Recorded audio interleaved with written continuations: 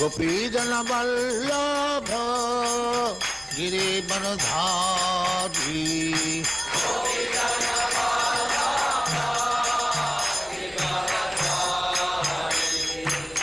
यशोदानंदन व्रजजन रंजन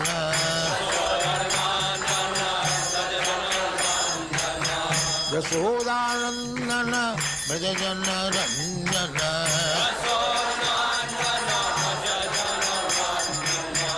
यमुना तीर बनचारी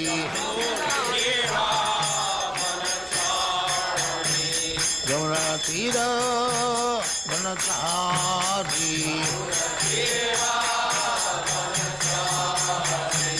जय राधा माधव कुंज बिहारी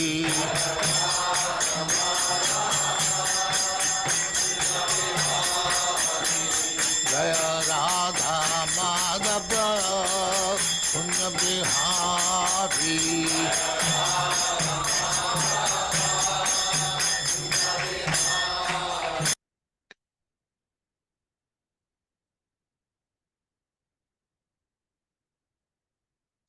ओम नमो भगवते वासुदेवाय। ओम नमो भगवते वासुदेवाय। ओम नमो भगवते वासुदेवाय। ओम नमो भगवते वासुदेवाय। ओम नमो भगवते वासुदेवाय। ओम नमो भगवते वासुदेवाय। ओम अज्ञानतिमिरान्धस्य ज्ञानाञ्जनशलाकया चक्षुरुन्मिलितं येन तस्मै श्रीगुरुवे नमः।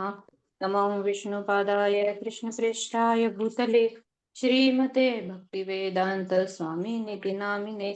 नमस्ते सारस्वते देवे गौरवाणी प्रचारिणे निर्विशेषशून्यवादी पाश्चात्यदेशतारिणे। नमो महावदन्याय कृष्णप्रेमप्रदायते कृष्णाय कृष्णचैतन्य नामने गौरद्विषे नमः। हे कृष्ण करुणा सिन्धु दीनबन्धु जगत्पते गोपेश गोपिका कान्त राधाकान्त नमोऽस्तुते। तप्त काञ्चन गौराङ्गी श्रीराधे वृन्दावनेश्वरी वृषभानुसुते देवी प्रणमामि हरिप्रिये। जय श्री कृष्ण चैतन्य प्रभु नित्यानंद श्री अद्वैत गदाधर श्रीवासादि गौर भक्तवृंद। हरे कृष्णा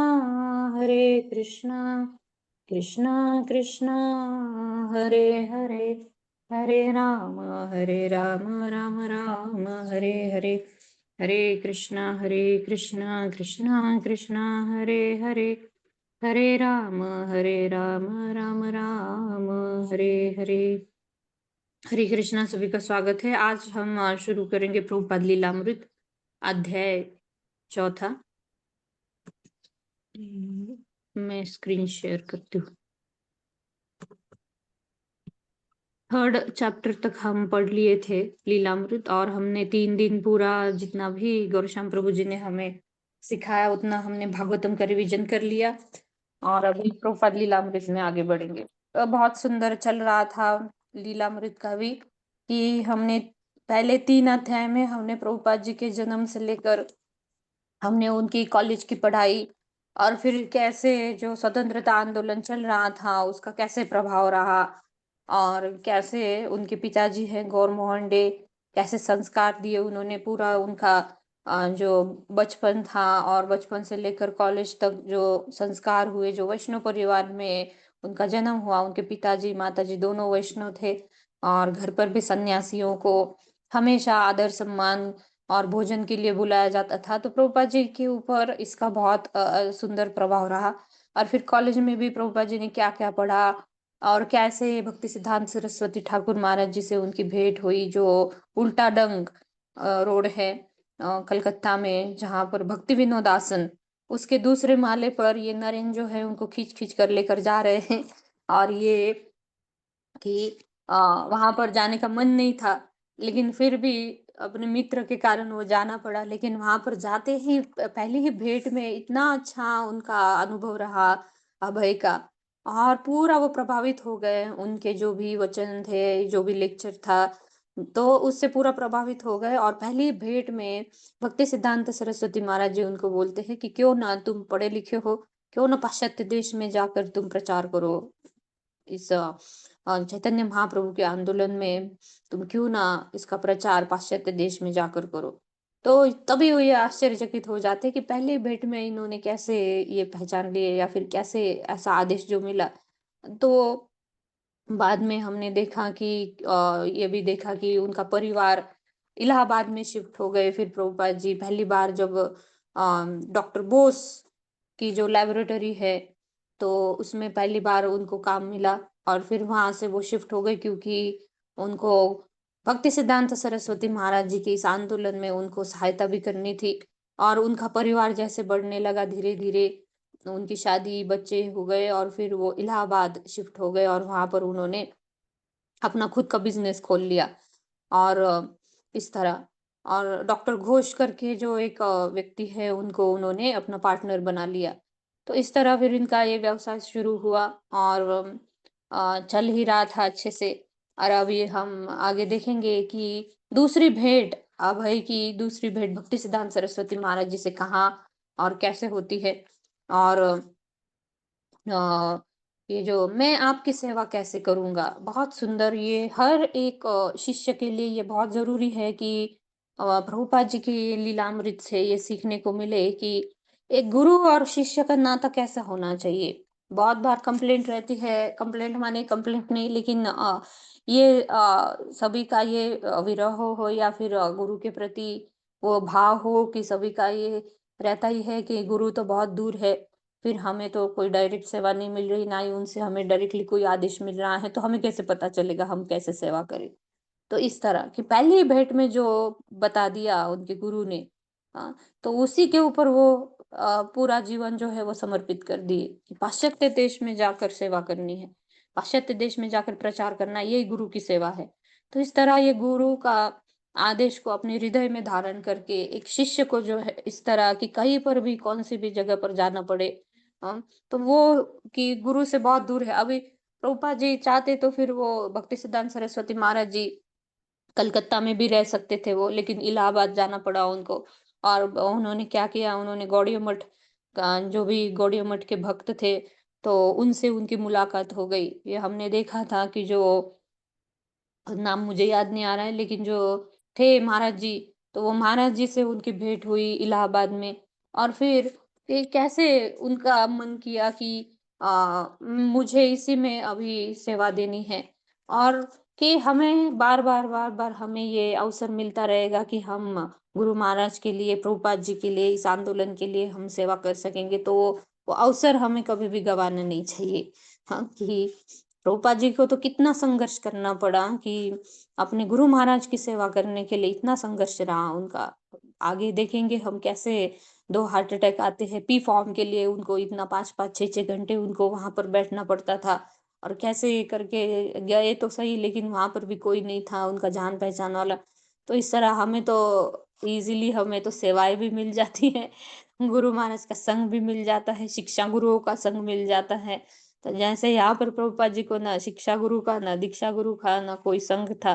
हम्म तो इस तरह अभी तो दीक्षा भी नहीं हुई है, प्रभुपाद जी की तो अभी दीक्षा भी नहीं हुई है। और ये भाव देखिए कि दीक्षा से पहले, जैसे भक्ति रसामृत सिंधु में पढ़ते हैं, जो भक्ति के 64 लिंब है, बहुत भक्ति के 64 अंग, पहला ही आता है गुरुपाद आश्रय, श्री कृष्ण दीक्षा आदि शिक्षणम। गुरुपाद आश्रय, पहले गुरुपाद आश्रय, गुरु का आश्रय लेना है, गुरु से शिक्षा लेनी है, किस बारे में, कि हरि नाम दीक्षा के लिए तैयारी करनी है। उसके बाद फिर से शिक्षा लेनी है, गुरु से दीक्षा लेने के बाद फिर से शिक्षा लेनी है। कौन सी शिक्षा? भगवान की सेवा करने की, गुरु की सेवा करने के लिए समर्पण भाव जो लाना है, उसके लिए शिक्षा लेनी है। तो इस तरह करके, तो ये प्रोसेस से जाएंगे हम, तभी वो सही से भक्ति हम कर रहे हैं। अदरवाइज क्या हो रहा है, आजकल क्रेज हो गई है बहुत ज्यादा दीक्षा की, दीक्षा दीक्षा दीक्षा, ये ले रहा है, वो ले रहा है, वो ले रहा है। और उस चक्कर में दीक्षा तो ले लेते हैं, लेकिन ना गुरु से कोई कनेक्शन है, ना गुरु का आदेश पता है क्या है। ना ही उससे जुड़े हुए हैं, बस चल रहा है, दीक्षा हो गई, चलो नाम दास दासी हो गया, या फिर घर पर ही कोई अपना अपना कर रहे हैं। नहीं, वो जुड़ना, वो भक्तों से वो जुड़े रहना जरूरी है। वो भक्तों के साथ रहकर वो सीखना, वो गुरु गुरु दीक्षादि शिक्षणम की बाद में वो शिक्षा लेना बहुत जरूरी है। जैसे प्रभुपाद जी देखेंगे हम कैसे वो गौड़ी संप्रदाय से जुड़े रहे, बाद में वृंदावन जाकर भी वो गौड़ी संप्रदाय में गए, लेकिन वो जो परिस्थिति जो बन गई थी वो प्रभुपाद जी को सूट नहीं हुई। या फिर वो भक्ति सिद्धांत सरस्वती महाराज ने पहले ही ये जान लिया था कि एक शिष्य ने पहले ही बता दिया था कि ये जो अभय है ये थोड़ा सा हटकर इसका चल रहा है, तो भक्ति सिद्धांत सरस्वती महाराज जी सभी शिष्यों को बोलते हैं कि उसको करने दो, उसको जो करना है वो करने दो। वो अच्छा है कि वो इस गौड़ीय मठ से थोड़ा दूर रहकर ये करे, क्योंकि उनको भक्ति सिद्धांत सरस्वती महाराज जी को कहीं ना कहीं पता था कि आगे जाकर ऐसा होने वाला है और ये अभय जो है यही कुछ करेगा। तो इस तरह, तो ये इसका पीछे का ये भूमिका हमने देखी। और ये जो भाव है ये कैसे आता है गुरु का, गुरु के अपने गुरु महाराज के प्रति सेवा करने का ये भाव कैसे आता है, ये हम अभी रूपा जी के इस अध्याय से या फिर पूरे इस लीलामृत से हमें पता चलेगा। बाद में तो मैं गारंटी देती हूँ कि बाद में आपको रोना आएगा। कोई बिना रोए रह नहीं सकता। ये लीलामृत का ये है कि गुरु और शिष्य के बीच का जो संबंध है, हाँ, ये देखते देखते देखते ये तपस्या, ये समर्पण, इतना इतना समर्पण, ये तपस्या, ये जो गुरु का बल है, ये जो शिष्य को मिलता है, और शिष्य की जो ये तपस्या है जो गुरु को महिमा मंडित करती है, ये देखते देखते बाद में आंसू ना आ जाए तो मुझे बोलना फिर। ठीक है, हम पढ़ेंगे अभी। मैं आपकी सेवा कैसे करूंगा, चौथा अध्याय। सुशील गुप्ता प्रभु जी पढ़वाइए किसी से। मैं पढ़ लेता हूँ माता जी, फिर पढ़ाता हूँ। हाँ हाँ, आप पढ़ लीजिए पहले। श्रील प्रभुपाद की जय। मुझे पूरी आशा है कि आप अंग्रेजी माध्यम से बहुत अच्छे प्रचारक हो सकते हैं यदि आप भगवान चैतन्य की शिक्षाओं की अद्भुत छाप जन सामान्य तक दार्शनिक और धर्मिष्ठों में लगाकर मिशन की सेवा में लग जाएं। श्रील भक्ति सिद्धांत सरस्वती द्वारा श्रील प्रभुपाद को दिसंबर 1936 में लिखे गए एक पत्र से सन 1932 ईस्वी के अक्टूबर मास में भक्ति सिद्धांत सरस्वती सैकड़ों शिष्यों तथा तीर्थ यात्रियों का एक दल लेकर वृंदावन के पवित्र स्थानों की एक मास की परिक्रमा पर निकले। वृंदावन के निवासी और दर्शक वृंदावन क्षेत्र की परिक्रमा यमुना नदी के किनारे किनारे पुराने शुष्क मार्ग से करते रहे। वे उन स्थानों पर रुकते जाते जहां आज से 5000 वर्ष पूर्व वृंदावन में विहार करते हुए श्री कृष्ण की लीलाएं की थी। श्री भक्ति सिद्धांत सरस्वती की परिक्रमा में अभय सम्मिलित होना चाहते थे, किंतु कार्यवश वे ऐसा नहीं कर सके। फिर भी तीर्थ यात्रा के 20वें दिन वे इलाहाबाद से चल पड़े और इस निश्चय के साथ कि वे भक्ति सिद्धांत सरस्वती से फिर मिलेंगे, और इस आशा की एक दिन के लिए ही सही वे वृंदावन के 12 कोसी परिक्रमा में सम्मिलित होंगे। जो परिक्रमा श्रील भक्ति सिद्धांत ने आयोजित की थी वह वृंदावन में आयोजित बड़ी से बड़ी परिक्रमाओं में से एक थी। इतने अधिक लोगों की परिक्रमा में सम्मिलित करके वे उस सामूहिक प्रचार का एक साधन बना रहे थे। सन 1918 ईस्वी में भी जब श्री भक्ति सिद्धांत ने अपना प्रचार कार्य आरंभ किया था, उनकी विशिष्ट देन प्रचार पर बल देना था। उनके आगमन के पूर्व वैष्णव सामान्यतः बस्तियों से दूर रहते और पूजा अर्चन वृंदावन जैसे एकांत स्थलों में करते थे। जब वे प्रचार के लिए यात्रा करते तो भी दीनहीन भिक्षुक का सरल तरीका अपनाते। भगवान चैतन्य के काल में उनके गोस्वामी अनुयायी वृंदावन में वृक्षों की छाया में रहते थे। एक रात एक वृक्ष की छाया में और अगली रात दूसरे वृक्ष की छाया में। मतलब नेक्स्ट पढ़े या और किसी पढ़े? हाँ, पढ़िए पढ़िए प्रभु जी। श्रील भक्त सिद्धांत सरस्वती का उद्देश्य विश्व व्यापारी प्रचार था। वे जानते थे कि गोस्वामियों का त्याग पाश्चात्यों के लिए संभव नहीं था, इसलिए उन्होंने धारणा फैलाई कि भक्त विशाल मंदिर में रह सकते हैं। उन्होंने एक संपन्न वैष्णव व्यवसायी से बड़ा अनुदान स्वीकार किया था और कलकत्ता के बाग बाजार क्षेत्र में सन 1930 ईस्वी में संगमरमर के एक बड़े मंदिर को निर्मित। उसी वर्ष वे अपने बहुत से अनुयायियों के साथ उल्टडंग के किराए के एक छोटे मकान से अपने नए प्रभावशाली मुख्यालय में चले गए। श्री हरे भक्ति सिद्धांत कृष्ण, हरे कृष्ण, धन्यवाद प्रभु। तो ये बहुत सुंदर यहाँ पर 1936 का ये लेटर है प्रभुपाद जी को, प्रभुपाद को भक्ति सिद्धांत सरस्वती महाराज जी ने ये लेटर लिखा था। क्या लिखा? अंग्रेजी भाषा में प्रचारक बनो और चैतन्य महाप्रभु की शिक्षाओं को प्रसारित करने के मिशन में लग जाओ। ये आदेश जो है, पहले भी यही आदेश मिला कि तुम पाश्चात्य देश में जाकर, और अभी लेटर में क्या आ रहा है कि अंग्रेजी के माध्यम से बहुत अच्छे प्रचारक हो सकते हो तुम। तो इस तरह प्रभुपाद जी श्रीमद् भागवतम में कहीं पर लिखते भी हैं, जो यद्वाच तीर्थम उशन्ति मानसः तद्वाग विसर्गो जनताग विप्लवो यस्मिन् प्रति श्लोक अभद्यवत्यपि। इस श्लोक के तात्पर्य में प्रभुपाद जी लिखते हैं, छठे 5वें अध्याय में, फर्स्ट कैंटो के 5वें अध्याय में लिखते हैं कि जो महाभागवतों के द्वारा जो ग्रंथ होते हैं, वो ग्रंथ पढ़ने के लिए या फिर ऐसे विषयों को रसपान करने के लिए कौन आते हैं? हंस, जो हंस है, परम हंस, जो दूध और पानी को भी अलग कर सकते हैं। यानी जो उच्च स्तर पर जो है भक्त हैं, वो जानते हैं कि क्या लेना है, क्या नहीं लेना है, क्या श्रेष्ठ है, तो वो ही इस भागवतम का रस ले पाएंगे।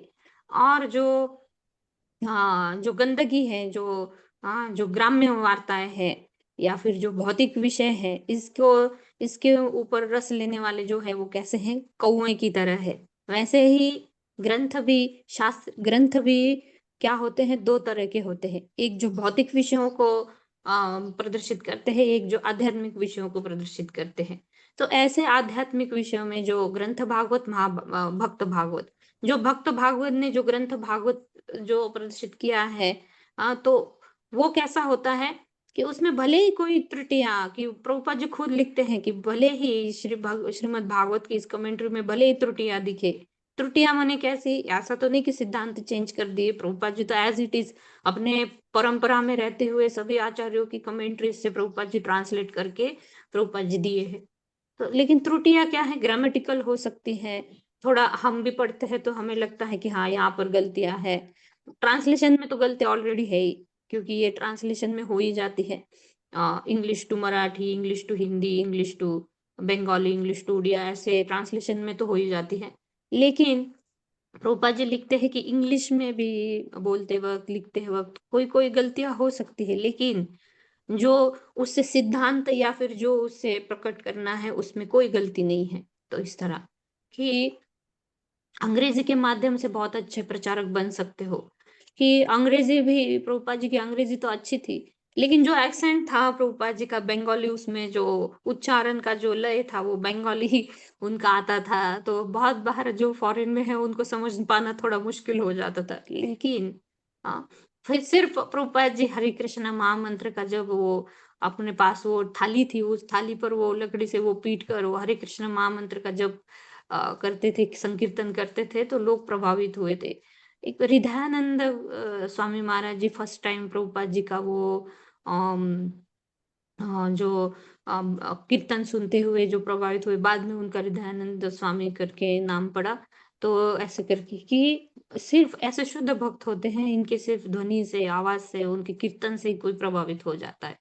ये भक्ति सिद्धांत सरस्वती महाराज जी जान गए थे, इनका जो एक गुरु जो है अपने शिष्य को पहचान लेता है, जैसे पिछले बार भी मैंने उदाहरण दिया था, कि इस तरह की वो जान गए कि तुम अंग्रेजी के माध्यम से बहुत अच्छे प्रचारक हो सकते हो। तो ये और एक बार इनको आदेश मिल गया, और फिर वृंदावन के पवित्र स्थानों की 1 मास की परिक्रमा पर निकले 1932 में। 1930 में देखिए गौर मोहन डे जो थे प्रभुपाद जी के पिताजी, उन्होंने अपने शरीर का त्याग किया। फिर 1932 के अक्टूबर मास में फिर जो वृंदावन की 1 मास की परिक्रमा थी, भक्ति सिद्धांत सरस्वती महाराज जी सैकड़ों शिष्यों और तीर्थयात्रियों के दल को लेकर निकले। तो इसमें 20वें दिन में परिक्रमा में जाने की अभय की तो बहुत इच्छा थी कि जाना है मुझे, गुरु से जिनसे मैं प्रभावित हुआ उनसे फिर से एक बार मिलने की उनकी इच्छा थी, लेकिन कार्यवश वो नहीं कर पाए। और तीर्थ यात्रा के 20वें दिन वो अभय इलाहाबाद से फिर चल पड़े कि अभी जाना ही है, कि एक दिन तो सही मैं कि मैं इस वृंदावन के बाहर कोसी परिक्रमा में सम्मिलित हो जाऊं। तो इस तरह, और भक्ति सिद्धांत सरस्वती महाराज जी ने 1918 में अपना प्रचार कार्य आरंभ कर लिया था और इनका प्रचार कार्य कैसा था, विश्वव्यापी था। इसलिए प्रभुपाद जी को भी क्या आदेश मिला, तुम पाश्चात्य देश में जाकर, ये होता है एक गुरु जो है, ये होता है कि इतना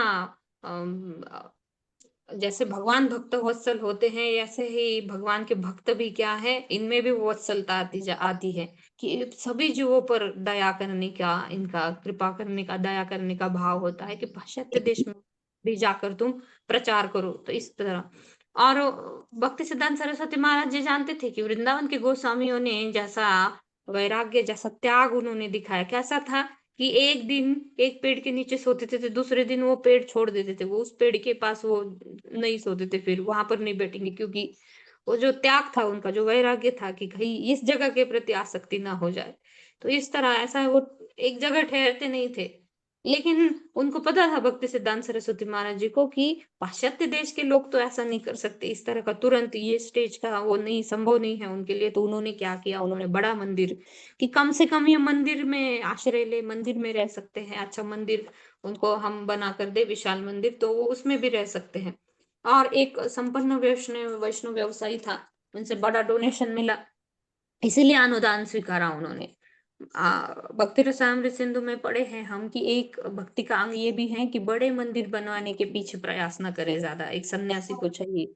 लेकिन ये तो है सिद्धांत, लेकिन उसका प्रिंसिपल प्रिंसिपल है, लेकिन उसके डिटेल्स अलग हो सकते हैं। कैसे कि परिस्थिति देखते हुए ये एक सन्यासी, एक गुरु जो है वो निर्धारित कर सकते हैं कि हाँ, ये लोग पेड़ के नीचे नहीं बैठ सकते, जंगल में या फिर वनों में तो नहीं घूम सकते, तो इनके लिए मंदिर बनवाना पड़ेगा। तो इसीलिए उन्होंने वो अनुदान स्वीकारा और इसीलिए उन्होंने वो बड़ा मंदिर बनवाया कि कम से कम ऐसे जो लोग हैं जो नहीं इतना उच्च कोटि का ये वैराग्य नहीं धारण कर सकते, तो इनके लिए मंदिर बन जाए। तो इस तरह फिर वो कलकत्ता का जो उल्टा डंग रोड है, वहां पर वो मंदिर बनवाने के लिए उन्होंने अनुदान स्वीकारा और बाग बाजार क्षेत्र में बड़े मंदिर का निर्माण उसी वर्ष उन्होंने क्या किया, उल्टा डंग जो है रास्ता, उसके किराए के एक छोटे मकान से बड़े मंदिर में, वो फिर बाद में वो कैसे 1930 में शिफ्ट हो जाते, ये हम आगे पढ़ेंगे। आप पढ़वाइए प्रभु जी आगे। हरे कृष्णा। जगदीश प्रभु जी अनम्यूट करिए। जगदीश प्रभु जी, हरे कृष्णा। हरे कृष्णा माता जी, हरे कृष्णा प्रभु जी, दंडवत प्रणाम। शिला प्रभुपाद की जय। शिला प्रभुपाद के शिष्यों द्वारा शील भक्ति सिद्धांत यह प्रदर्शित कर रहे थे कि एक भक्त को अपने इंद्रियों को संतुष्ट करने के लिए एक पैसा भी खर्च नहीं करना चाहिए, जबकि कृष्ण भगवान की सेवा में वह लाखों खर्च कर सकता है। जबकि शील भक्ति सिद्धांत के पूर्व वैष्णव अंग्रेजों द्वारा लाए गए यांत्रिक उपकरणों से कोई सरोकार नहीं रखते थे, किंतु शील भक्ति सिद्धांत शास्त्र ग्रंथों के आधार पर अधिक ऊंचे स्तर की चेतना का प्रदर्शन कर रहे थे। भगवान ने चैतन्य के महान शिष्य रूप गोस्वामी ने लिखा था, भौतिक बंधनों से पूर्णतः मुक्त होने का तात्पर्य यह नहीं है कि हर भौतिक बंधन का त्याग कर दिया जाए, वरन उसका तात्पर्य है कि हर वस्तु श्री भगवान कृष्ण की सेवा में नियोजित की जाए। योग में इसे ही पूर्ण त्याग समझा जाता है। यदि हर वस्तु भगवान की ऊर्जा है तो किसी वस्तु का त्याग क्यों? यदि भगवान अच्छे हैं तो ऊर्जा भी अच्छी है। भौतिक वस्तुओं का उपयोग अपने इंद्रिय सुख के लिए नहीं करना चाहिए, किंतु उनका उपयोग भगवान कृष्ण की सेवा के लिए किया जा सकता है और किया जाना चाहिए। इसलिए शील भक्ति सिद्धांत आधुनिक छापाखानों का इस्तेमाल करना चाहते थे।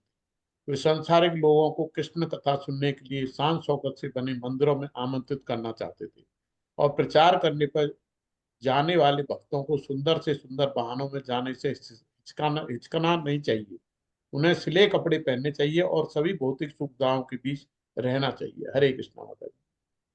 पढ़िए प्रभु जी, आगे पढ़िए। इसी भावना से उन्होंने बाग बाजार के भवन का निर्माण कराया और वहां एक आस्तिक प्रदर्शनी आयोजित की, जिसमें बारीकी से निर्मित, चित्रित और सुसज्जित मिट्टी की गुड़ियों की झांकियां दिखाने की व्यवस्था की गई थी। ये गुड़ियां बंगाल की परंपरागत कला से एक रूप है, किंतु वैष्णव दर्शन और श्री कृष्ण की लीलाओं को व्यापक ढंग से प्रदर्शित करने वाली लगभग 100 गुड़ियों को एक साथ इस प्रकार रंगमंच पर एकत्रित किया जाना एक ऐसी घटना थी जो पहले कभी नहीं देखी गई थी। आस्तिक प्रदर्शनी से चारों ओर धूम मच गई और हजारों लोग उसे प्रतिदिन देखने लगे। स्क्रॉल कर हरे दीजिए प्रभु। हरे हरे कृष्ण कृष्ण। प्रभु, धन्यवाद प्रभु जी। तो बहुत सुंदर यहाँ पर जैसे मैंने बताया कि उन्होंने क्यों अनुदान स्वीकारा। एक जो व्यापारी थे, जो धनवान व्यापारी थे, उनसे क्यों अनुदान स्वीकारा, क्यों उन्होंने मंदिर बांधा। अ, ऐसा नहीं कि एक सन्यासी हो या फिर एक वैष्णव हो, उसको सभी चीजों का त्याग कर देना चाहिए। ये हमारे परंपरा में ये बिल्कुल नहीं बताया गया है। कहाँ पर आता है, रूप गोस्वामी जी बताते हैं भक्ति रसामृत सिंधु में। हाँ, भक्ति रसामृत सिंधु है ही ये ग्रंथ कि भक्ति कैसे करनी है, कैसे विधियों का पालन करना है, ये सब उसमें दिया है। रूप गोस्वामी जी बताते हैं, अनासक्तस्य विषयान् यथारम उपयुञ्जतः निर्बंधः कृष्ण संबंधे युक्तम वैराग्यम उच्यते। मरकट वैराग्य नहीं धारण करना है, जैसे अन्य सन्यासी त्यागी जैसे मरकट वैराग्य धारण करते हैं। हाँ, मरकट यानी मंकी, यानी वानर क्या करता है, वानर के जैसा कि थोड़ी देर तक देखेगा दिखेगा वो शांत बैठा है, बाद में कूदेगा यहाँ वहां और बंदरिया के पीछे भागेगा फिर से। तो ऐसे ही तरह की, ऐसे कि इंद्रियों का पूरी तरह से निग्रह कर लिया, इंद्रिय कंट्रोल में कर ली, बाद में फिर उनका मन विचलित हो गया, फिर इंद्रिय विषयों के पीछे भाग रहे। ऐसा मरकट वैराग्य कुछ काम का नहीं, ना ही ये कहीं आगे हमें बढ़ाएगा। लेकिन कौन सा वैराग्य बताया है, कौन सा त्याग, कौन सा वैराग्य, कि अनासक्त विषयान, कि इस इंद्रिय विषयों से अनासक्त तो होना चाहिए, इससे आसक्ति छूटनी तो चाहिए, लेकिन एट द सेम टाइम हमें क्या करना चाहिए, उसी वक्त हमें वो चीजें स्वीकारनी चाहिए जो भगवान कृष्ण से संबंधित हो। यथारम उपयुञ्जतः निर्बंधः कृष्ण संबंधी, कृष्ण से संबंधित नहीं है उन चीजों को हमें करना चाहिए, जो कृष्ण से संबंधित है, जो कृष्ण की सेवा में लगेगी, उन विषयों को हमें युंजता, यानी हमें वो भगवान की सेवा में जोड़कर हमें लगानी चाहिए इस तरह। तो यही सही तरह का ये जो युक्त वैराग्य है, यही सही वैराग्य है। तो इस तरह की जो कृष्ण से संबंधित नहीं है उन विषयों का तुरंत त्याग करना, और जो कृष्ण से संबंधित है, जो कृष्ण की सेवा में लग सकती है, उन सभी चीजों को जो भगवान की सेवा में लगाना। तो यही यहाँ पर बोला जा रहा है कि अम, श्रील भक्ति सिद्धांत के पूर्व वैष्णव अंग्रेजों द्वारा लाए गए यांत्रिक उपकरणों से कोई सरोकार नहीं रखते थे। लेकिन भक्ति सिद्धांत सरस्वती महाराज जी ने क्या किया, वही जो छपाई के लिए जो बृहद मृदंगा, हमने पहले भी देखा कि भक्ति सिद्धांत सरस्वती महाराज जी का मिशन था बृहद मृदंगा, कि इस तरह ग्रंथों को छपाया जाए कि मृदंग की थाप पड़ती है तो वो आवाज उतना हॉल में ही गूंजेगी, या फिर रास्ते पर जहाँ पर संकीर्तन कर रहे हैं मृदंग बजेगा तो उतना रास्ते पर जितने बिल्डिंग है या फिर दूसरे माला तीसरे माला पर ही वो आवाज जा पाएगी। लेकिन ये ऐसा बृहद मृदंगा है, इसकी थाप जब पड़ेगी, जब ये प्रिंट होगा, सब ये किताबें हैं या फिर जो भी उन्होंने प्रकाशन निकाले, तो मासिक निकाले उन्होंने, ये अलग अलग उन्होंने लेख लिखे, तो ये जब घर घर में जाएगा, पाश्चात्य देश में जाएगा, तो ये इस तरह इसकी मृदंग की धुन इस तरह जाएगी हर घर घर में। तो इस तरह उन्होंने क्या किया, फिर उन्होंने ये जो छाप खाने हैं, इन छाप खानों का, आधुनिकतम छाप खानों का इस्तेमाल करना चाहते थे। कि ऐसा नहीं कि हाँ ये तो पाश्चात्य जगत का है, ये आधुनिक छाप खाना है, इसका हम क्यों, हम तो वैष्णव है, नहीं।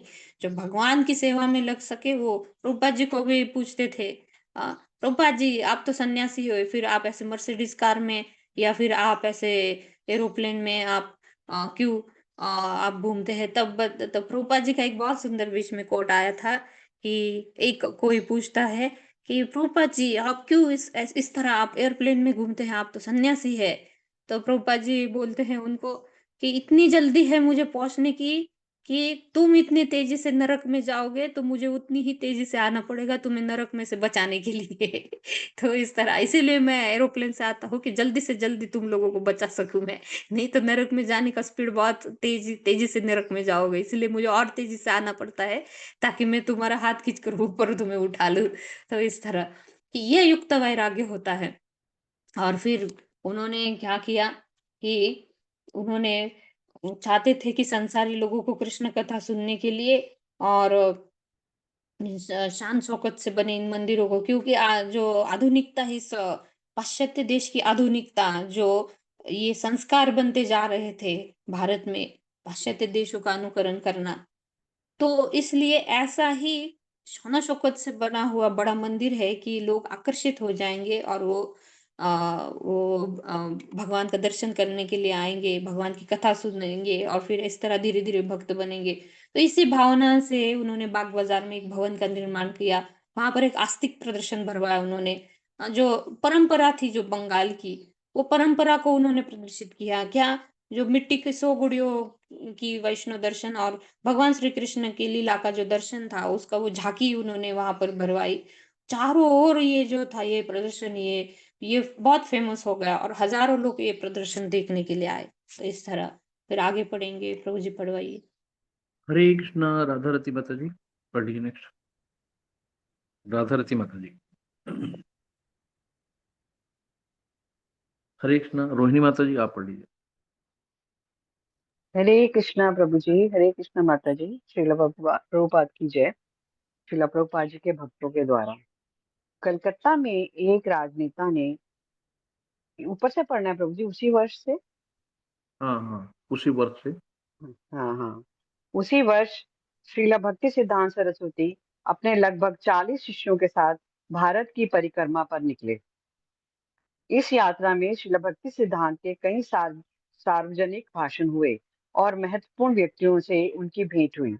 1932 ईस्वी तक भारत के विभिन्न भागों में उन्होंने 3 प्रेस स्थापित कर दिए थे, जहां से विभिन्न भारतीय भाषाओं में 6 पत्रिकाएं प्रकाशित होने लगी थी। कलकत्ता में एक राजनेता ने श्रीला भक्ति सिद्धांत सरस्वती से पूछा, नदिया प्रकाश को आप एक दैनिक पत्र के रूप में कैसे निकालते हैं? भक्ति सिद्धांत सरस्वती ने उत्तर दिया कि यह कोई आश्चर्यजनक बात नहीं है कि यदि हम इस बात को ध्यान में रखें कि केवल कलकत्ता नगर से आधे दर्जन सामान्य दैनिक पत्र प्रकाशित हो रहे हैं।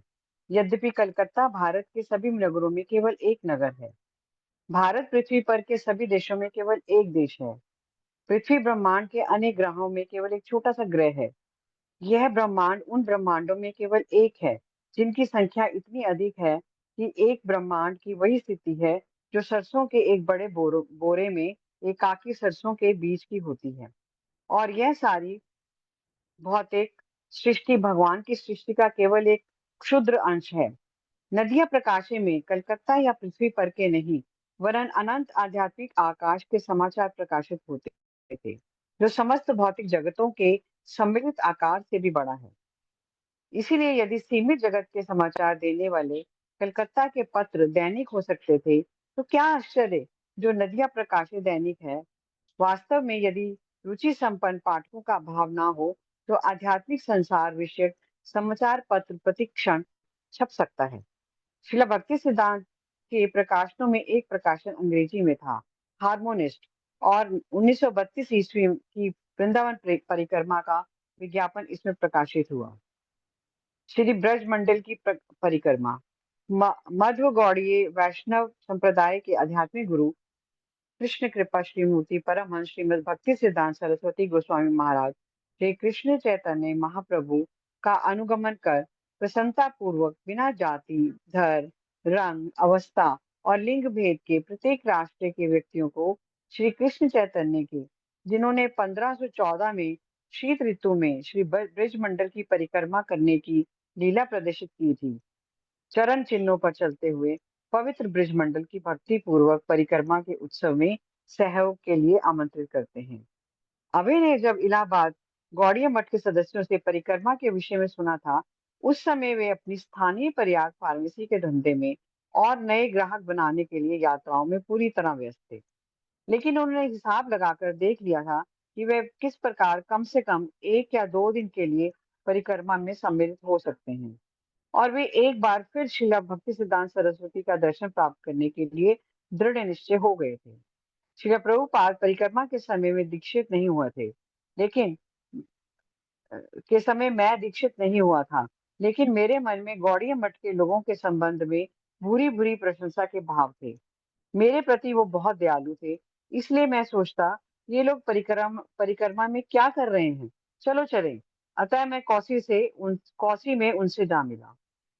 हरे कृष्ण। हरे धन्यवाद कृष्णा माता माता जी। जी। हरे कृष्णा, हाँ, धन्यवाद माता जी। धन्यवाद। तो हमें भी लगता है ना कहीं पर यात्रा जा रही तो अरे ये भक्त लोग भी जाने वाले हैं, कितना इनको भी ये कितना अच्छे से ये परिक्रमा करेंगे या फिर कितना अच्छे से यात्रा करेंगे, चलो हम भी चलते हैं 2 दिन के लिए सही, लेकिन उनका संग करके आते हैं। तो इस तरह की अभी दीक्षा भी नहीं हुई है, प्रभुपाद जी लिख रहे हैं। लेकिन जो गौड़िया मठ के जो सदस्य थे, उनके संबंध में उनकी बुरी-बुरी प्रशंसा के भाव थे। और वो भी बहुत दयालु थे। अभय को जानते थे बहुत सारे सदस्य। तो इस तरह और फिर उनका मन किया कि चलो मैं भी उनसे जाकर मिलता हूँ, उनका संग लेता हूँ। जो भक्ति सिद्धांत सरस्वती महाराज जी 1930 में अपने 40 शिष्यों के साथ वो भारत जो परिक्रमा पर वो भारत की परिक्रमा पर वो निकले और कई सार्वजनिक भाषण और महत्वपूर्ण व्यक्तियों से उन्होंने भेंट की। फिर 1932 तक फिर ये उनका चलता रहा। फिर उन्होंने भारत के विभिन्न भागों में 1932 तक 1930 से लेकर 32 तक उन्होंने 3 प्रेस स्थापित की, जहाँ भारतीय उपभाषाओं में उन्होंने 6 पत्रिकाएँ उनकी प्रकाशित होने लगी। उसमें से एक था नदिया प्रकाश, भक्ति सिद्धांत सरस्वती महाराज के प्रेस से जो दैनिक पत्र निकलता था, उसका नाम था नदिया प्रकाश। तो एक राजनेता ने उनसे पूछा कि कैसे आप ये दैनिक पत्रिका के रूप में इसको कैसे निकालते हैं? तो बहुत सुंदर उत्तर यहाँ पर भक्ति सिद्धांत सरस्वती महाराज जी लिखते हैं कि भौतिक जगत का न्यूज़ छपने के लिए अगर दैनिक पत्र निकाल सकते हैं, तो ये तो आध्यात्मिक जगत के हाँ है। भौतिक जगत का वो सच्चाई भी वो बता देते कि कैसे सरसों के बीज की तरह ये ब्रह्मांड जो है, ये तो सरसों के दाने के जैसा है। सरसों के दानों में से एक जो सरसों का दाना है, ऐसे अनंत कोटि ब्रह्मांड में से एक ब्रह्मांड है। अ, कि यहाँ पर जो सीमित भौतिक जगत है, उसका समाचार देने के लिए यहाँ पर दैनिक पत्र हो सकते हैं, तो जो असीमित है जो सबसे बड़ा आश्चर्य है, जो ये आध्यात्मिक जगत की जो न्यूज़ है, सोचिए उसके लिए तो प्रतिक्षण अगर पढ़ने वाला वैसा हो, अगर पढ़ने में कोई रुचि ले, तो मैं प्रतिक्षण एक निकाल सकता हूँ, आध्यात्मिक जगत की वार्ताएँ पहुँचाने के लिए। तो पढ़ने के लिए उतना रुचि होना चाहिए। तो इस तरह अम, तो ये बहुत सुंदर उत्तर देते हैं। तो इसका मतलब क्या था कि अभिरुचि ऐसे रखने वाले पाठकों का अभाव था और आध्यात्मिक संसार विषयक जो समाचार पत्र है, ये प्रतिक्षण छप सकते हैं, लेकिन पाठकों का अभाव है। तो इस तरह और फिर भी उन्होंने अपना जो प्रकाशन था वो चालू रखा। उनका काम ही था कि घर घर में ये सभी को पहुंच जाए, पाश्चात्य देशों में भी ये पहुंच जाए, आध्यात्मिक जगत का समाचार जो है वो। तो इस तरह गुरु क्या करते हैं, आध्यात्मिक गुरु जो भगवान के भक्त है, वो कौन सी वो हमें न्यूज़ देते हैं, जो आध्यात्मिक जगत की न्यूज़ है वो हमें वो लाकर देते हैं हमें। तो इस तरह और भौतिक जगत की न्यूज़ देने के लिए बहुत लोग हैं हमारे आसपास, लेकिन थोड़े ही लोग हैं कि जो हमें आध्यात्मिक जगत की हमें न्यूज़ देते हैं। तो ये जैसे प्रभुपाद जी ने इतने सारे पुस्तकें लिखी अपनी और इतने सारे उन्होंने छोटी-छोटी भी बुक्स उनकी प्रदर्शित हुई। प्रभुपाद जी की चैतन्य चरितामृत है, भागवत है। सोचिए प्रभुपाद जी ने नहीं लिखा होता तो हमारा क्या ही गति होती, कहाँ हम अभी भी भौतिक जगत की न्यूज़ पढ़ते रहते, समाचार पत्र सुबह चाय की वो प्याली हाथ में और सुबह 2 घंटे उस न्यूज़पेपर में। हम में से 80-90% लोगों का यही सुबह का मैं खुद उसमें शामिल हूँ कि यही काम था। सुबह 8 बजे के बाद चाय का चाय का वो कप हाथ में और फिर 2 घंटे वही न्यूज़पेपर पढ़ना भौतिक जगत का। अभी क्या कर रहे हैं, वही 8 बजे हम क्या कर रहे हैं, चाय तो छूट गई सभी की, ऊपर से हम क्या कर रहे हैं, हम आध्यात्मिक जगत का जो न्यूज़ है, वार्ता है, उसको पढ़ रहे हैं हम। यही आध्यात्मिक जगत प्रभुपाद लीलामृत भी पढ़ना ये कोई भौतिक जगत का नहीं है, ये भी आध्यात्मिक है। एक महान भक्त, भगवान के एक महान भक्त जिनको भगवान ने एम्पावर किया, जो गुरु ने एम्पावर किया। चैतन्य महाप्रभु ने पहले ही ये घोषित किया था, फिर भक्ति विनोद ठाकुर जी ने फिर इसका भविष्यवाणी की थी कि एक कोई ऐसा प्रतिनिधि आएगा कि जो हम्म, चैतन्य महाप्रभु क्या बोले थे कि गांव-गांव में जाकर सर्वत्र प्रचार हुई मोरा नाम। ये ऐसा मेरे नाम का प्रचार करने के लिए कोई तो ऐसा आएगा। फिर भक्ति विनोद ठाकुर जी भी भविष्यवाणी करते हैं, तो आगे जाकर कोई ऐसा एक प्रतिनिधि आएगा जो हाँ, कि गांव-गांव जाकर पाश्चात्य देश में जाकर भी जो प्रचार करेगा चैतन्य महाप्रभु का, इस आंदोलन का, भगवान नाम का। तो इस तरह कि ये जो प्रभु लीलामृत पढ़ना है, ये भी आध्यात्मिक जगत का है ये। क्यों? क्योंकि इसमें एक भगवान के महान भक्त का ये जीवनी है कि कैसे भगवान नाम का प्रचार। ये देखिए, ये बहुत ही इसका महत्व इतना है कि अगर ये नहीं होते, प्रभुपाद जी नहीं होते, तो हम भी नहीं होते यहाँ पर। तो इसीलिए यदि प्रभुपाद ना होते तबे की होते। हिज होलीनेस जयपताका स्वामी महाराज जी ने बहुत सुंदर ये यदि गौर ना होते तबे की होते, तो उन्होंने उसी को ये प्रभुपाद जी के नाम से उन्होंने उनको ऑफरिंग की कि यदि प्रभुपाद ना होते तबे की होते। तो इसीलिए भगवान के भक्त की जीवनी पढ़ना ये भी आध्यात्मिक वार्ता ही है, ये आध्यात्मिक समाचार है या फिर आध्यात्मिक जगत की चर्चाएं है ये। कि ये चर्चाएं होती रहती है और आध्यात्मिक जगत में भक्तों के बारे में चर्चाएं होती रहती है। ये भक्त ने ऐसा किया, ये भक्त ने ऐसा किया। अजामिल ने नारायण का नाम लिया तो वहां पर चर्चा हो रही थी वैकुंठ में। हाँ, वैकुंठ में चर्चा। एक मिनट मुझे, मैं ये एक मिनट दीजिए, लैपटॉप बंद हो जाएगा। ये चर्चा आध्यात्मिक जगत में भी चलती है भगवान के भक्तों के बारे में, कि तुरंत भगवान बोलते हैं, अरे विष्णु दूतों को बोलते हैं, अरे मेरे जाओ जल्दी से जाओ तुम, इस तरह। और ध्रुव महाराज की कथा आती है, तो ध्रुव महाराज की कथा में भी भगवान तुरंत नारद मुनि को बोलते हैं, जाओ जल्दी से जाओ, ये छोटा बच्चा जो है इसको अभी जरूरत है तुम्हारी, इसको हाँ इसको अभी उसको गाइडेंस की जरूरत है। तो तुरंत नारद मुनि जाते हैं। और ऐसी चर्चा है, भगवान के भक्तों की चर्चा है, ये वैकुंठ जगत में भी होती रहती है। तो इस तरह तो ये चर्चाएं जो है, ये हम लीलामृत पढ़ रहे हैं, ये भी आध्यात्मिक जगत की चर्चा है। तो इस तरह ये भक्ति सिद्धांत सरस्वती महाराज जी ने ये जो नदिया प्रकाश के बारे में इतना सुंदर उत्तर दिया कि आध्यात्मिक जगत की चर्चा क्यों नहीं, प्रतिक्षण छप सकती है, लेकिन ऐसे वाचक होने चाहिए। और फिर एक अंग्रेजी प्रकाशन था भक्ति सिद्धांत सरस्वती महाराज जी का, द हार्मोनिस्ट करके। इसमें उन्होंने, द हार्मोनिस्ट था, उसमें उन्होंने ये जो वृंदावन की परिक्रमा है उसके बारे में विज्ञापन तो प्रकाशित हो गया था। और फिर प्रभुपाद जी को ये परिक्रमा के बारे में उनको इलाहाबाद में उनको पता चला, तो फिर उन्होंने उसमें जो प्रयाग फार्मेसी उन्होंने इलाहाबाद में उन्होंने शुरू की थी, तो उसका बढ़ाने के लिए, उसका व्यापार बढ़ाने के लिए, नए नए लोगों से मिलने के लिए, प्रभुपाद जी तब बहुत बिजी थे, लेकिन सब उन्होंने मिलजुल कर सभी देखा कि कैसे 1 या 2 दिन में निकाल सकता हूँ, और इस तरह उन्होंने अभी निश्चय किया कि मैं इस यात्रा में सहभागी हो जाऊंगा। तो आगे पढ़ेंगे प्रभु जी। हरे कृष्णा। अशोक प्रभु जी कंटिन्यू करिए। हरे कृष्ण। हरे कृष्णा प्रभु जी, दंडवत प्रणाम। हरे कृष्णा माता जी, दंडवत प्रणाम। शीला प्रभुपाद जी की जय। शीला प्रभुपाद जी के हरे उसारा, हाँ आ गया। शीला प्रभुपाद जी के शिष्यों के द्वारा परिक्रमा दल बड़े कुशल आयोजन के साथ यात्रा कर रहा था। एक अग्रिम दल सभी बिस्तर और खेमे आदि लेकर अगले दिन के वास स्थान पर पहले ही पहुंच जाता था और वहां खेमे गाड़कर भोजनालय की व्यवस्था कर देता था। इसी दौरान मुख्य दल भगवान चैतन्य महाप्रभु का श्री विग्रह लिए हुए भजन कीर्तन करने वालों के साथ कृष्ण लीला के स्थलों का दर्शन करता हुआ शाम तक डेरे पर पहुंच जाता था। डेरे अर्धवृत्ताकार रूप में गाड़े जाते थे और वे खंडों में विभाजित होते थे। यात्रियों को अलग अलग खंड रात भर के लिए निर्धारित कर दिए जाते थे। शील भक्ति सिद्धांत और भगवान चैतन्य के शिव विग्रह के आवास मध्य में होते थे और निकट ही सन्यासियों के डेरे रहते थे। स्त्रियों और पुरुषों के लिए अलग अलग डेरे होते थे। पति पत्नी एक साथ नहीं रहते थे। तो इच्छापूर्ण रक्षा का कार्य करने वालों का भी स्क्रीन नहीं आ रही बात है। जी जी प्रभु जी, एक मिनट, ये रिकनेक्ट हो रहा है, एक मिनट दीजिए। एक मिनट में फिर से शेयर करती हूँ उसको। बुक है तो बुक से पढ़ लीजिए, कंटिन्यू कर लीजिए। अभी दिख कौन रही जी? है, दिख रहा है, अभी देखिए। हाँ अब आ आगे गया, ना। आ गया, आ गया, आ गया। रात को पूरा शिविर जो सैकड़ों दिनों से बना होता था, गैस की रोशनी और कैंप फायर के प्रकाश में जगमगाता हुआ एक, स्क्रॉल कर दीजिए,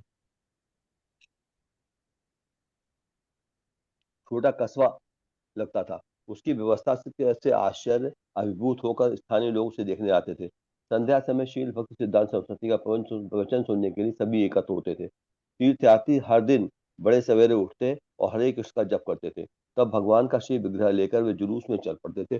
पहले कीर्तन करने वाले, उसके बाद पुलिस बैंड, तब अग्रगामी घोड़ा, फिर पताकाधारी और बाद में सभी तीर्थयात्री। ये सभी पवित्र स्थानों पर जाते थे। श्री कृष्ण भगवान की जन्मभूमि, उस स्थान पर जहाँ भगवान कृष्ण ने कंस का वध किया था, आदि, केशव मंदिर, राधा कुंड, श्याम कुंड और बहुत से अन्य स्थान। भक्तिशील भक्ति सिद्धांत सरस्वती बड़ी सफलता के साथ अपनी बहुजन संकुल तीर्थ यात्रा पर आगे बढ़ रहे थे। उन्हें गहरे विरोध का सामना करना पड़ा। वृंदावन में स्थानीय मंदिरों के स्वामियों ने इस बात पर आपत्ति की कि शील भक्ति सिद्धांत उन भक्तों को यज्ञोपवीत धारण करा रहे हैं जो ब्राह्मण परिवारों में पैदा नहीं हुए थे। शील भक्ति सिद्धांत अपने लेखों और भाषणों में वैदिक शास्त्रों से बराबर ये सिद्ध करते आ रहे थे कि कोई मनुष्य जन्म से नहीं वरन अपने गुणों से ब्राह्मण होता है। प्रायः वे सनातन गोस्वामी के हरिभक्त विलास से एक श्लोक उद्धृत करते जिसका आशय यह था कि जैसे कोई हीन धातु पारा मिलाने से सोना बन जाती है, उसी प्रकार एक सामान्य व्यक्ति प्रामाणिक आध्यात्मिक गुण से दीक्षा प्राप्त कर लेने पर ब्राह्मण हो जाता है। वे श्रीमद् भागवत से भी प्रायः एक श्लोक सुनाया करते थे जिसमें महान ऋषि नारद राजा युधिष्ठिर से कहते हैं कि यदि कोई शूद्र कुल में जन्म लेकर ब्राह्मण की तरह आचरण करता है तो उसे ब्राह्मण स्वीकार करना पड़ेगा, और यदि कोई ब्राह्मण कुल में पैदा होता है मगर शूद्र की कलयुग में आध्यात्मिक भांति आचरण करता है तो उसे शूद्र मानना होगा। उन्नति का प्रधान उपाय भगवान के पवित्र नाम का कीर्तन है, इसलिए जो कोई भी हरे कृष्ण का कीर्तन करता है उसे साधु पुरुष मानना चाहिए। जब स्थानीय पंडित शील भक्ति सिद्धांत सरस्वती के पास वाद विवाद के लिए आए तो उन्होंने उनकी उस उदारता पर आपत्ति उठाई जो वो छोटी जातियों के व्यक्तियों को दीक्षा, यज्ञोपवीत और सन्यासी के वस्त्र देने में दिखाते थे।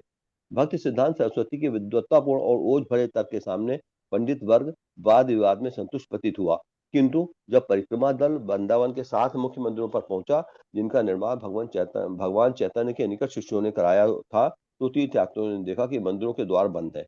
वृंदावन के दुकानदारों ने भी अपने धंधे बंद कर दिए थे और कुछ लोगों ने आगे बढ़ते तीर्थयात्रियों पर पत्थर भी फेंके, किंतु परिक्रमा दल श्री भक्ति सिद्धांत सरस्वती के नेतृत्व में इस विरोध के बावजूद उत्साह के साथ आगे बढ़ता गया और 28 अक्टूबर को कोची पहुंच गया जहां कृष्ण के पिता नंद का कोषागार था। अभय इलाहाबाद से मथुरा ट्रेन से हरे गए कृष्ण और प्रभु वहां जी। से हरे हरे कृष्णा माता जी। धन्यवाद। तो इसीलिए भक्ति सिद्धांत सरस्वती महाराज को लायन गुरु कहा जाता है। सिंह गुरु है ये। अब बिल्कुल ही डरे नहीं। एक तो पहले हमने देखा कि किस तरह ये यात्रा में कैसी सुव्यवस्था थी कि किस तरह एक दलों में ये उनको बांटा गया था यात्रियों को, कैसे वो सुव्यवस्था रखी गई थी और कैसे एक दल पहले एक रात जहां पर जाना था उससे पहले एक रात एक दल निकल जाता था और वहां पर सभी का रहने का सोने का वो सुव्यवस्था कराते थे। और इस तरह अलग अलग वो तीर्थ स्थलियां घूमे भी, लेकिन वहां पर एक उनको एक गहरा विरोध हुआ परिक्रमा में उनके भक्ति सिद्धांत सरस्वती महाराज जी को और उनके यात्रियों को, कि जो वृंदावन के जो स्थानीय मंदिरों के जो स्वामी थे उन्होंने इस बात पर आपत्ति उठाई कि ये जो भक्ति सिद्धांत सरस्वती महाराज जी हैं ये उन लोगों को यज्ञोपवीत धारण करा रहे हैं जो ब्राह्मण परिवार में पैदा नहीं हुए। तो इस तरह और पहले ही भक्ति सिद्धांत सरस्वती महाराज इस चीज को पहले अपने भाषणों में और अपने इस लेख जो दैनिक पत्र छपते थे या फिर हार्मोनिस्ट ऐसे लेखों में भी वो ये बहुत बार इसको बता चुके थे, सिद्ध कर चुके थे कि कोई मनुष्य जो है वो जन्म से नहीं वरन अपने गुणों से ब्राह्मण होता है। और यहाँ पर परीक्षित महाराज का युधिष्ठिर महाराज का जो है नारद मुनि युधिष्ठिर महाराज से कहते हैं उसका भी यहाँ पर वर्णन किया गया है कि शूद्र कुल में जन्म लेकर ब्राह्मण की तरह जो आचरण करता है तो उसे ब्राह्मण स्वीकार करना पड़ेगा, और यदि कोई ब्राह्मण कुल में पैदा होता है लेकिन शूद्र की भांति वो आचरण करता है तो उसे शूद्र मानना होगा। ये शास्त्रों से उन्होंने इस तरह शास्त्रों से प्रमाण दे देकर उन्होंने सिद्ध किया था। हरिभक्ति विलास से भी जो सनातन गोस्वामी जी का हरिभक्ति विलास है उससे भी उन्होंने एक श्लोक उद्धृत करते हुए बताया कि जैसे जैसे कोई हीन धातु जो है वो पारा मिलाने से सोना बन जाती है, उसी प्रकार एक सामान्य व्यक्ति जो है वो प्रामाणिक आध्यात्मिक गुरु से दीक्षा प्राप्त करके ना वो ब्राह्मण के पद पर वो ऊपर उठ सकता है। इसमें शास्त्रों से अनुमोदित उन्होंने ये सब प्रमाण देते हुए ये सिद्ध किया। तो इस तरह लेकिन फिर भी स्थानीय पंडित थे ये वाद विवाद के लिए आई पहुंचे भक्ति सिद्धांत सरस्वती महाराज जी के पास। विद्वत्तापूर्ण अपना टोकरी लेकर झोला लेकर आ गए। लेकिन भक्ति सिद्धांत सरस्वती महाराज जी है ये तो पंडित है, ये तो शास्त्र के बचपन में ही 7 साल के थे तो भगवत गीता मुंह जबानी याद थी उनको। ऊपर से भक्ति विनोद ठाकुर जी का प्रूफ रीडिंग करते थे, उनके बचपन से ही वो प्रूफ रीडिंग का काम मिला था युवावस्था में इनको भक्ति सिद्धांत सरस्वती महाराज जी को, जिन्होंने सूर्य सिद्धांत उन्होंने प्रकाशित किया। और इसके कारण उनको सिद्धांत सरस्वती ये उपाधि मिली। ऐसे महान पंडित के पास ये अभी अपना विद्वत्ता का झोला लेकर आ गए ये बेचारे इसका तर्क का खंडन करने के लिए। लेकिन भक्ति सिद्धांत सरस्वती महाराज जी के सामने ये जो पंडित वर्ग था, ये वाद विवाद में ये संतुष्ट तो प्रतीत हुआ कि हाँ ठीक है, थोड़ी देर के लिए उनको शांत तो करवा दिया भक्ति सिद्धांत सरस्वती महाराज जी ने।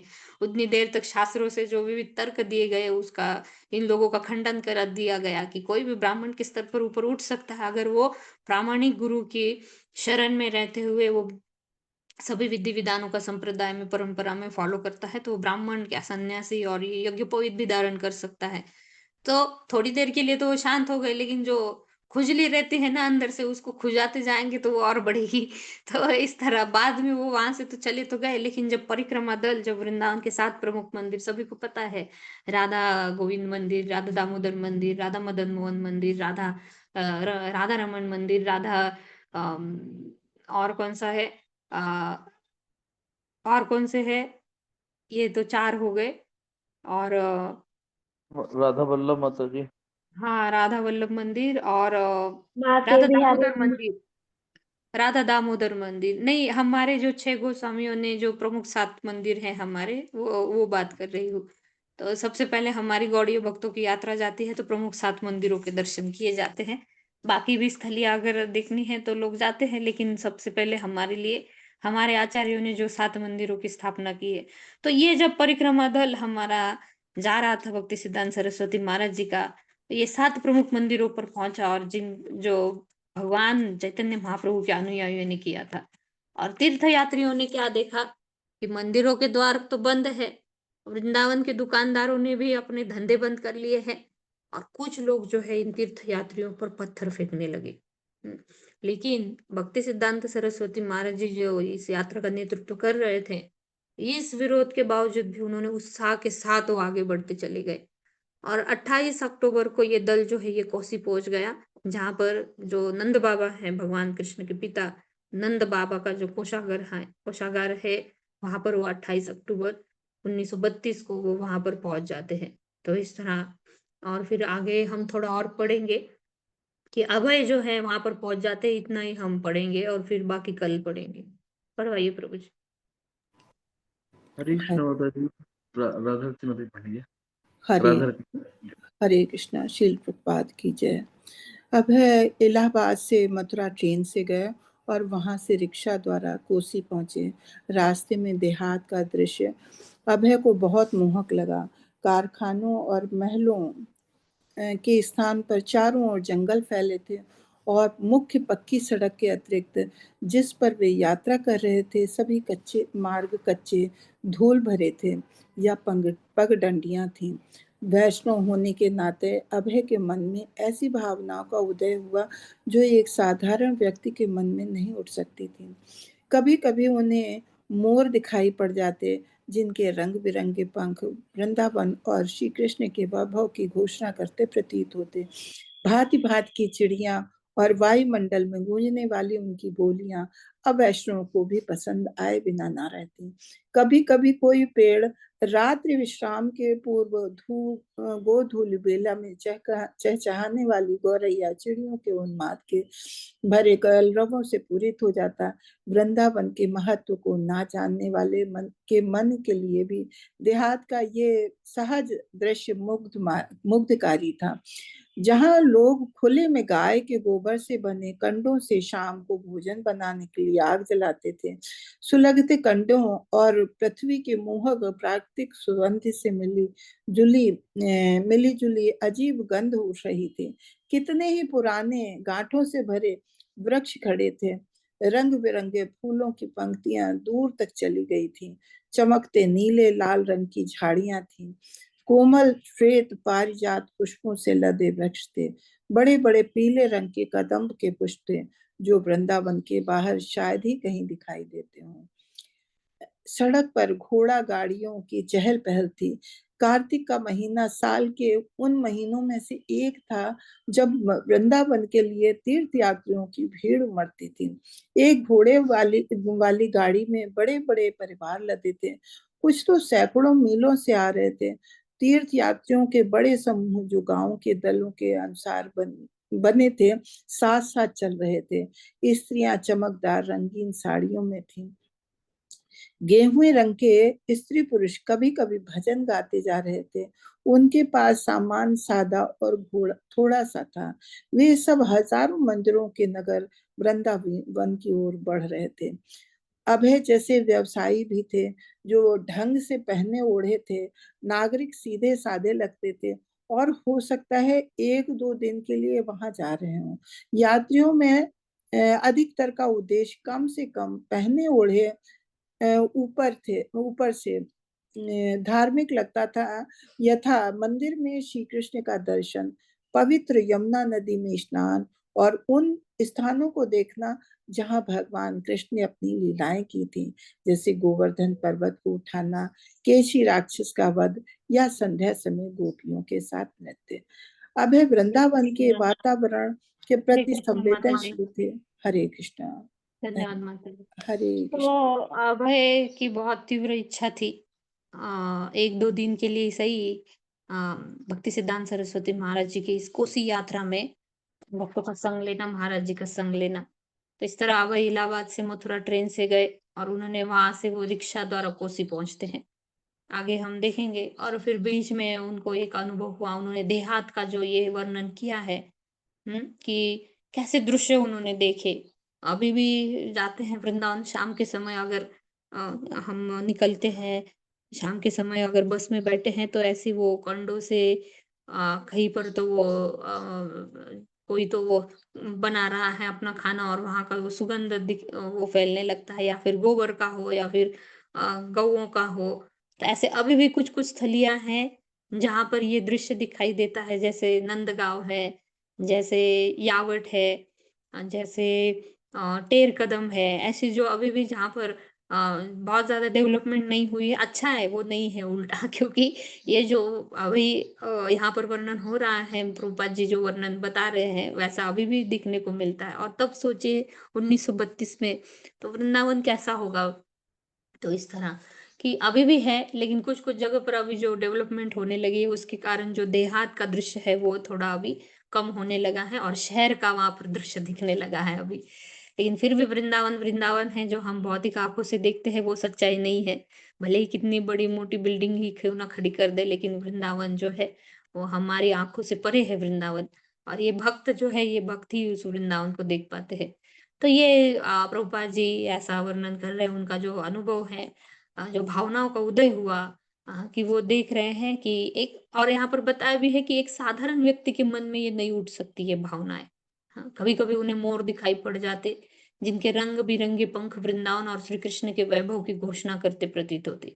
ये मोर को देखकर ही उनको लगता है कि ये जो उनके पंख है, ये वृंदावन का ये ऐश्वर्य है, वैभव है और भगवान श्री कृष्ण का वैभव है ये सब। तो ये भावना उनमें आती है और कभी-कभी उन्हें और भांति-भांति की चिड़िया और वायुमंडल में गूंजने वाली उनकी बोलियाँ अवैष्णव को भी पसंद आए बिना न रहती। तो इस तरह की ये सब उन्होंने चिड़िया हैं, गौरैया है, इनका कलरव चल रहा है और जो देहातों का जो सहज दृश्य है वो मुग्धकारी लगा और गाय के गोबर से बने कंडों से शाम का भोजन बनाने के लिए जो वृंदावनवासी जो आग जलाते हैं और उसकी सुगंध जो है वो पृथ्वी की मोहक प्राकृतिक सुगंध से मिलजुली अजब गंध उठ रही थी। ये सुलगते कंडों की सुगंध और पृथ्वी से जो मोहक प्राकृतिक सुगंध, ये जो अनुभव हो रहा है ये एक तो प्रकृति का ऊपर से वृंदावन के जब सभी दृश्य दिख रहे थे उसका अनुभव, ये सब मिलजुल कर एक अलग ही तरह का उनका ये भावनाएँ जो है वो प्रकट हो रही थी। एक साधारण व्यक्ति में नहीं आएगी वो। तो इस तरह कि फिर ये सड़क पर घोड़ा गाड़ियाँ चल रही, कार्तिक का महीना चल रहा था और वृंदावन में तब तीर्थ यात्रियों की भीड़ उमड़ती थी और ऐसे करके बहुत सुंदर यहाँ पर वर्णन दिया है कि कैसे वहां पर भजन गा रहे थे कैसे वहां पर स्त्रियां जो रंगीन साड़ियों में थी और गेरुए रंग के स्त्री पुरुष कभी कभी भजन गाते थे और उनके पास सामान सादा था थोड़ा सा था।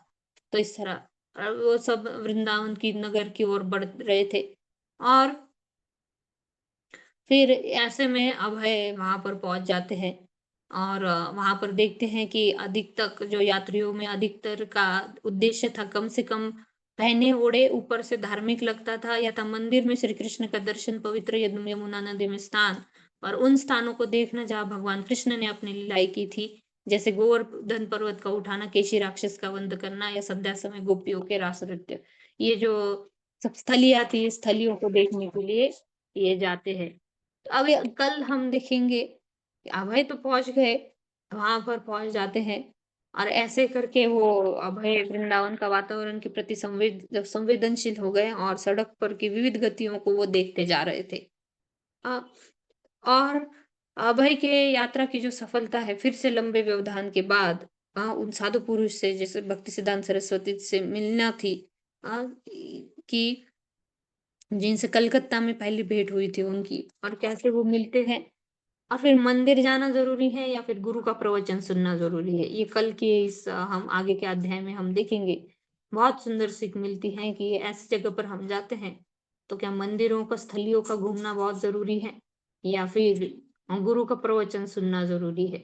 तो इस तरह कल हम देखेंगे कि कैसे अब वो कौड़ी मठ के शिविर में पंजीकरण करते हैं, और एक टेंट उन्हें निर्धारित कर दिया जाता है, और उन्हें प्रसाद लेकर फिर वो कि हाँ, फिर आगे कैसा वो प्रवचन रहेगा, और फिर कैसे वो भेंट होगी उनकी भक्ति सिद्धांत सरस्वती महाराज जी से, दूसरी ये कल देखेंगे।